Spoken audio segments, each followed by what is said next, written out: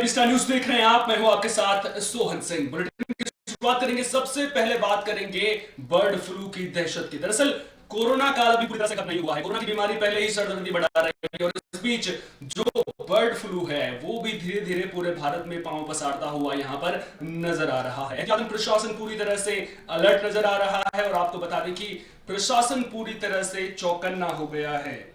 अब तक 10 राज्यों में बर्ड फ्लू की पुष्टि हो चुकी है। दिल्ली के साथ साथ उत्तर प्रदेश, इसके अलावा उत्तराखंड, महाराष्ट्र में भी बर्ड फ्लू की पुष्टि हुई है।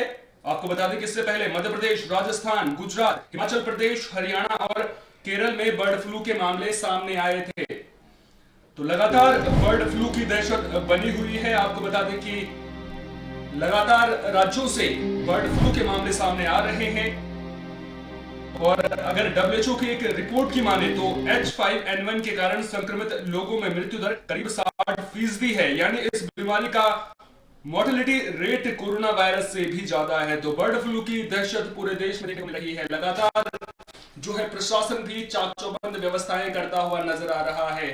जो मीट की दुकानें हैं या फिर मछली की दुकानें हैं उन्हें बंद कर दिया गया है। इसके अलावा पक्षियों के आयात पर भी रोक लगा दी गई है। और इसी खबर पर ज्यादा बातचीत के लिए मेरे साथ अंबाला से संवाददाता BS गुलियानी जुड़ रहे हैं। गुलियानी जी, जिस तरह से बर्ड फ्लू पांव पसार रहा है उसको देखते हुए कहीं ना कहीं प्रशासन की जो चुनौतियां हैं वो बढ़ गई हैं। इसके अलावा अगर मैं बात हरियाणा की करूं तो हरियाणा में प्रशासन ने बर्ड फ्लू के संक्रमण को रोकने के लिए किस तरह के कदम उठाए?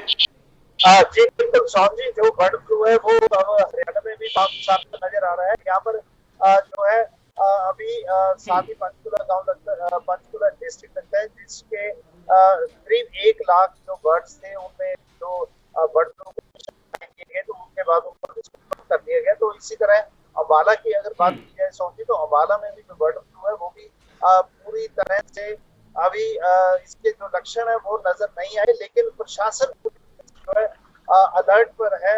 सभी पोल्ट्री फार्म के जो मालिक हैं बाकायदा उनके साथ प्रशासन मीटिंग कर रहा है। एनिमल हस्बेंड्री के जो अधिकारी हैं वो भी बार बार विजिट कर रहे हैं पोल्ट्री फार्म पे जाके, और वहां पर प्रॉपर जो दवाइयों का छिड़काव है वो भी किया जा रहा है। इसके अलावा जो पोल्ट्री फार्म के गेट्स हैं वहां भी किसी भी तरह के जो कीटाणु अंदर ना जा सके, वहाँ बड़े बड़े होर्डिंग चस्पा दिए गए हैं ताकि जिन पर कायदा लिखा गया कि अंदर आना सख्त मना है। केवल के पोल्ट्री फार्म के वे ही पूरी तरह से चेंज करके पोल्ट्री फार्म के अंदर एंटर करते हैं। तो ये तमाम चीजें हैं सोम जी जो जो एहतियात के तौर पर अम्बाला में बरती जा रही हैं ताकि बर्ड फ्लू यहाँ पे ना फैल सके। बात मैं अगर WHO की एक रिपोर्ट की करूं तो WHO की रिपोर्ट कहती है कि जो H5N1 वायरस है जो मृत पक्षियों में पाया जा रहा है उसके कारण जो मृत्यु दर है इंसानों में वो 60% है। हालांकि गनीमत यह है कि भारत में अभी तक ऐसा इंसानों में किसी तरह का मामला सामने नहीं आया है। अगर मैं आपसे जानना चाहूँ, अगर इंसानों के लिए कितना खतरनाक है ये बर्ड फ्लू? जी बिल्कुल सौर जी, जैसा कि आपने WHO की एक रिपोर्ट का हवाला दिया तो ये बर्ड फ्लू जो है कहीं ना कहीं कोरोना से भी ज्यादा घातक दिखाई दे रहा है। लेकिन बहुत ही एक जो है भारतीयों के लिए खासकर मैं कहूंगा कि एक किस्मत की बात है कि यहाँ पर अभी तक एक भी ऐसा मामला सामने नहीं आया जिसमें बर्ड फ्लू के लक्षण पाए गए या बर्ड फ्लू के माध्यम से मौत हुई हो।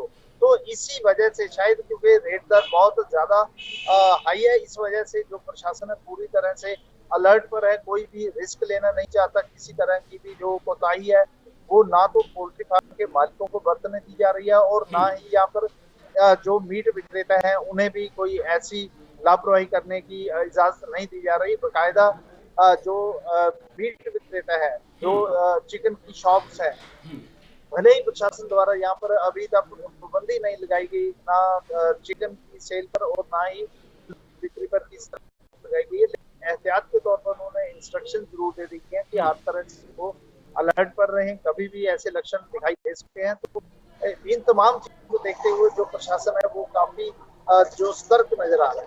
नहीं, आपने मीट विक्रेताओं का जिक्र यहाँ पर किया, लेकिन मीट विक्रेताओं से अगर मैं एक सवाल आपसे जानना चाहूंगा, इस सवाल का जवाब जानना चाहूंगा। दरअसल बर्ड फ्लू को लेकर के कई तरह की बातें भी सामने आ रही हैं। कह रहे हैं कि जो मीट और मच्छी खाने से भी बर्ड फ्लू हो सकता है। इसके अलावा कई तरह की बातें भी निकलकर सामने आ रही हैं।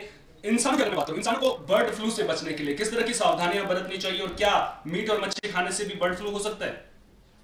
जी बिल्कुल बिल्कुल। अगर हम डॉक्टरों की बात करें, डॉक्टरों का यही कहना है कि जितना हो सके इसका जो इससे बचाव करना ही बेहतर होगा, क्योंकि अभी तक जो इलाज की बात करें, क्योंकि अभी इंसानों में लक्षण दिखाई नहीं दिए तो अभी इलाज की कोई बात ही नहीं की जा सकती।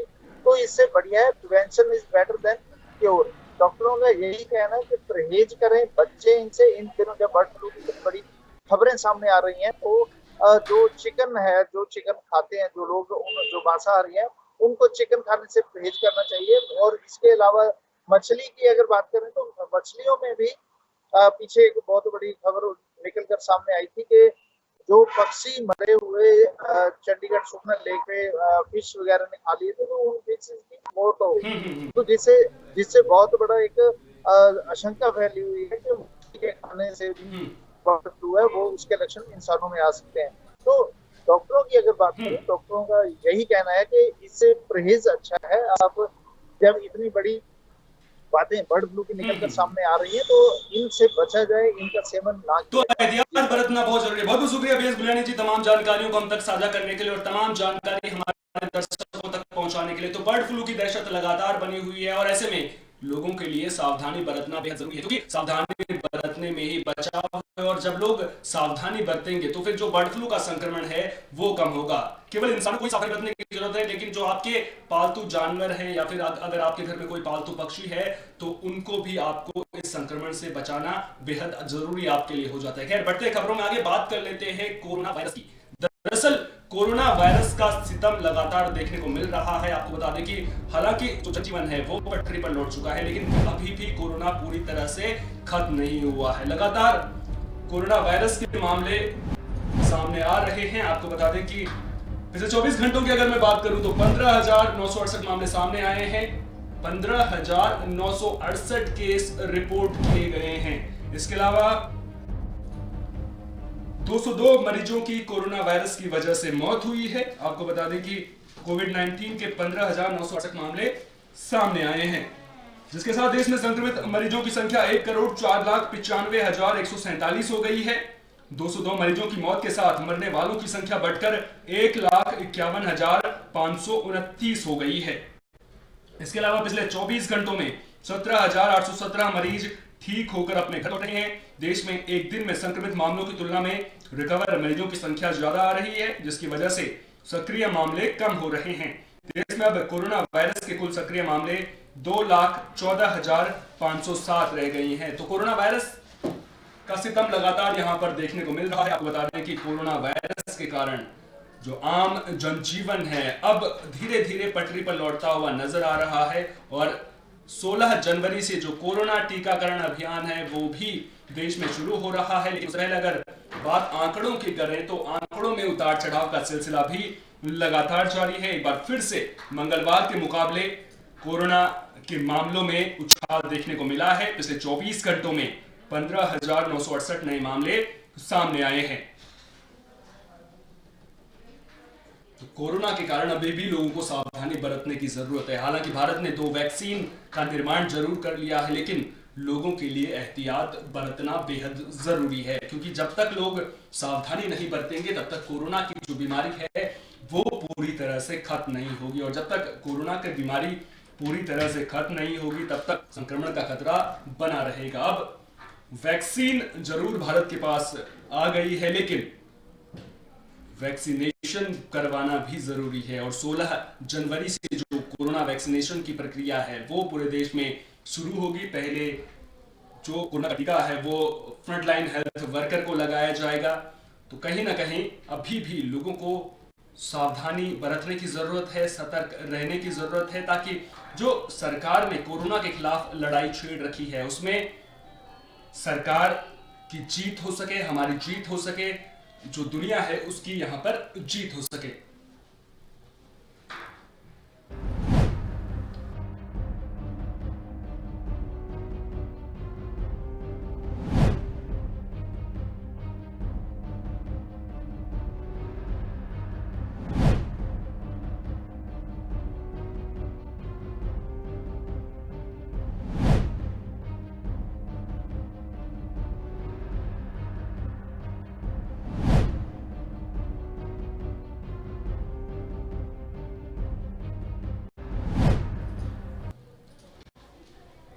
पिछले 24 घंटे में कोरोना वायरस के कारण 15,968 मामले सामने आ चुके हैं। आपको बता दें कि पिछले 24 घंटों के ये आंकड़े सामने आ रहे हैं। कोरोना मरीजों की संख्या बढ़कर 1,04,95,147 हो चुकी है। पिछले 24 घंटों में 202 लोगों की मौत हुई है,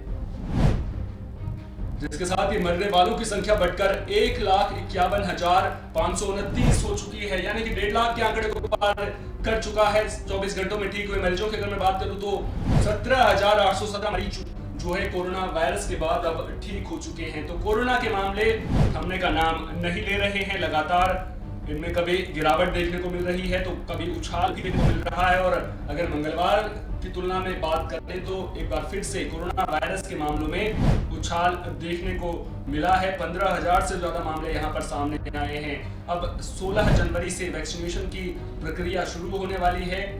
ऐसे में लोगों को सावधानी बरतना बेहद जरूरी है। सरकार तमाम कोशिशें कर रही है कोरोना वायरस की रोकथाम के लिए, लेकिन अब कहीं ना कहीं जो जिम्मेदारी है वो लोगों की भी बढ़ जाती है।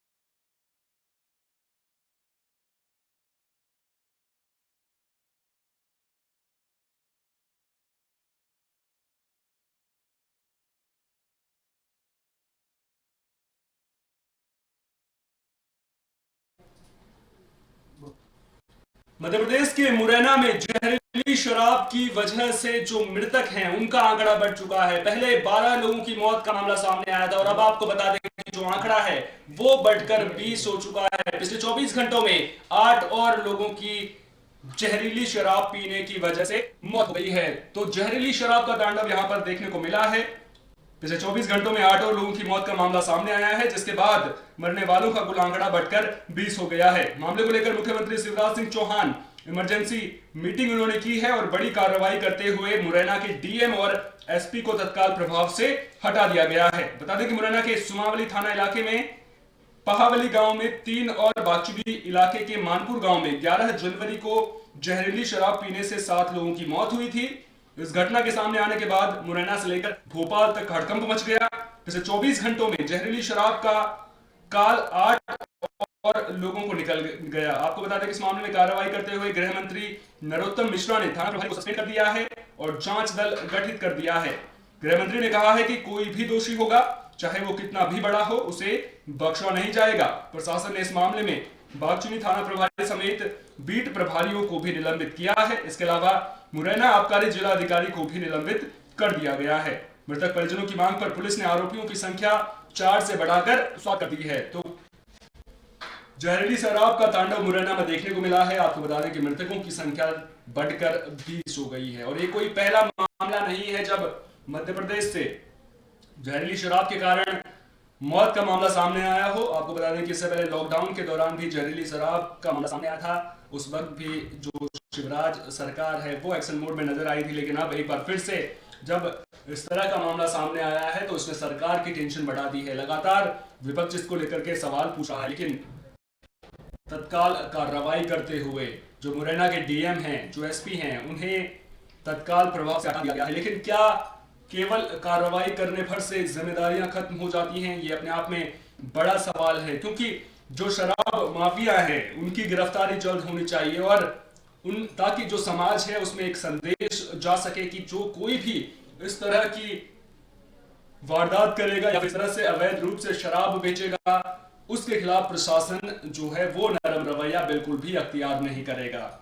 तो कुल मिलाकर कार्रवाइयां जरूर हो रही हैं, लेकिन अभी भी ये सवाल अपने आप में बड़ा बना हुआ है कि आखिर जहरीली शराब के मामले कब थमेंगे, क्योंकि कहीं ना कहीं जब इस तरह के मामले सामने आते हैं तो उसके बाद कानून व्यवस्था को लेकर के लोगों के मन में सवाल उठते जरूर है। क्योंकि जब इस तरह के मामले सामने आते हैं तो उसके बाद पुलिस की कार्यशैली को लेकर के भी सवाल खड़े होते हैं, और जब पुलिस की मिलीभगत की बातें निकलकर सामने आती है, क्योंकि ज्यादातर केसेस में ये देखने को मिलता है कि जो पुलिस है वो जो स्थानीय शराब विक्रेता हैं उनके साथ मिलकर के जो है उनको उनकी शहर में जो है शराब विक्रेता यहाँ पर अवैध रूप से शराब की बिक्री करते हैं। तो अब ऐसे में सवाल कई सारे हैं और सवालों का जवाब तलाशने की कोशिश भी हम लगातार करते रहेंगे। लगातार हमारी ये कोशिश रहेगी कि सरकार तक जो है वो जनता की आवाज को पहुंचा सके, ताकि जो कोई भी दोषी है उनके खिलाफ जल्द से जल्द कार्रवाई हो, क्योंकि जब कार्रवाइयां होंगी तभी जनता के बीच में एक साफ संदेश जाएगा और जो माफिया हैं, जो शराब माफिया हैं, उनके मन में भी कानून का डर यहां पर बना रहेगा। तो आपको बता दें कि मुरैना में जहरीली शराब पीने की वजह से 20 लोगों की मौत हो गई है। पिछले 24 घंटों की अगर मैं बात करूं तो 8 और लोगों की मौत का मामला यहां पर सामने आया है। इस घटना के सामने आने के बाद भोपाल तक जो है हड़कंप मच गया था। मुख्यमंत्री शिवराज सिंह चौहान ने इस घटना के बाद इमरजेंसी मीटिंग भी बुलाई थी, जिसके बाद कार्रवाई करते हुए मुरैना के डीएम और एसपी को तत्काल प्रभाव से हटा दिया गया है। बता दें कि मुरैना के सुमावली थाना इलाके के पहावली गांव में 3 और बागचुनी इलाके के मानपुर गांव में 11 जनवरी को जहरीली शराब पीने से 7 लोगों की मौत हो गई थी। आपको बता दें कि एक परिजन जो है अपने बीमार शख्स को ग्वालियर लेकर जा रहे थे, लेकिन उनका रास्ते में ही निधन हो गया था, जिसके बाद जब वो वापस गांव लौटे तो तब तक 7 और लोगों की मौत यहां पर हो चुकी थी। तो लगातार जो है वो मृतकों के मामले सामने आ रहे हैं, और आपको बता दें कि ये जो आंकड़ा है मृतकों का वो अभी भी बढ़ सकता है, क्योंकि करीब 1 दर्जन से भी ज्यादा लोगों का अस्पतालों में इलाज चल रहा है, और अब ऐसे में जो मृतकों की संख्या है वो यहां पर बढ़ सकती है।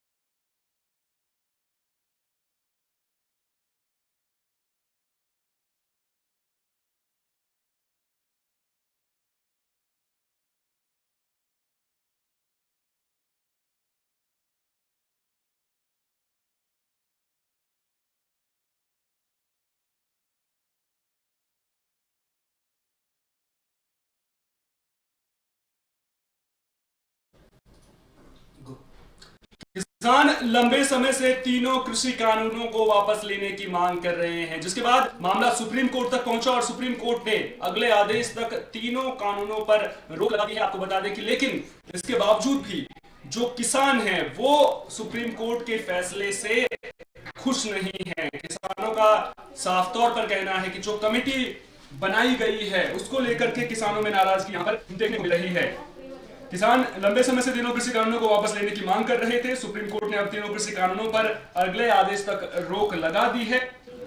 किसानों की समस्याओं का समाधान हो सके इसके लिए 4 सदस्यों वाली कमेटी भी बनाई गई है, लेकिन किसान संगठन कमेटी को लेकर सहमत नहीं दिख रहे हैं, जिसके बाद अब कई तरह के यहाँ पर सवाल खड़े होने शुरू हो गए हैं। किसान नेता राकेश टिकैत ने सुप्रीम कोर्ट के फैसले पर निराशा जताई है। उन्होंने कहा है कि सुप्रीम कोर्ट ने मामले को लेकर जो कमेटी बनाई है उसके सभी सदस्य कानून के समर्थक हैं। टिकैत ने कहा है कि अशोक गुलाटी की अध्यक्षता में जो कमेटी गठित हुई थी उसने कृषि कानूनों को बनाए जाने की सिफारिश की थी।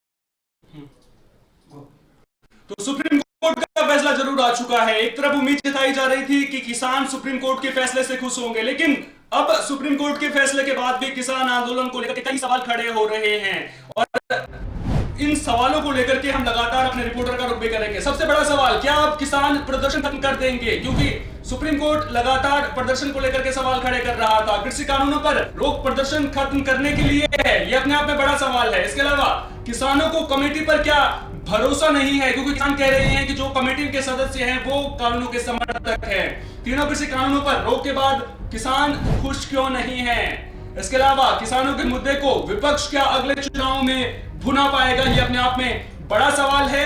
कमेटी के गठन से क्या किसानों की समस्याएं हल हो जाएंगी? अपने आप में बड़ा सवाल है। और इसी खबर पर ज्यादा बातचीत करने के लिए जिला बॉर्डर से हमारे संवाददाता अभिषेक चौहान हमारे साथ जुड़ रहे हैं। अभिषेक, सीधा सवाल आपसे पूछूंगा, आखिर सुप्रीम कोर्ट का फैसला आया, सुप्रीम कोर्ट ने कहा कि तीनों जो कानून हैं उन पर रोक लगा दी जाए। उम्मीद थी कि जो किसान हैं वो खुश होंगे, लेकिन किसान खुश नहीं आ रहे इस फैसले के बाद।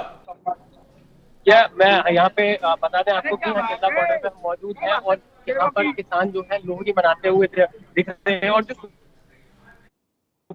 सुप्रीम कोर्ट की जो आप बात कर रहे हैं, सुप्रीम कोर्ट है जो ऑर्डर के बाद जो किसानों की यहाँ खुशी है, उन्हें इस बात की खुशी है कि इससे उन्हें मिल गया है, लेकिन जो कमेटी बनाई गई है उन्हें आज भी नहीं है। और इसी वजह से किसानों का जो किसान है वो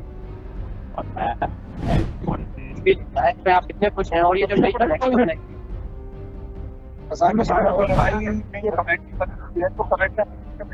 तो फिर आज